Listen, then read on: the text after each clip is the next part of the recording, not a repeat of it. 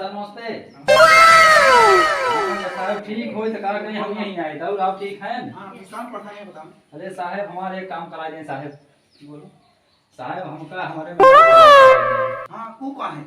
अरे साहब बहुत परेशान है साहब, एकदम जान ला हम परेशान हो चुके हैं। हाँ बताइए वो का बोला। अरे साहब हमारे मेहरा जब से आए हम जान एकदम बहुत परेशान हो गए हैं।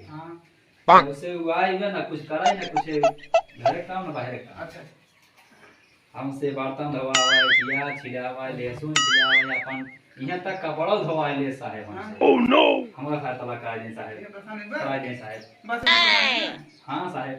अरे ये इतना बेद छोड़े चाहते हैं? अरे साहब बहुत परेशान है साहब। देखा हाँ साहब। तुमका प्याज अच्छी ने कहा है ना। हाँ साहब। प्याज अच्छी ना ले रहा लहसुन लागे। हाँ साहब। हाँ लहसुन भिगोई देवा करावे इस तरह कर छील जाए छिलका निकल जाए और बर्तन में पानी संजक डाल से बेर रख देवा करा वही ना। भाई बाय सारा साड़ी धोई के हाँ साहब। तो संजक रात धो जाओ से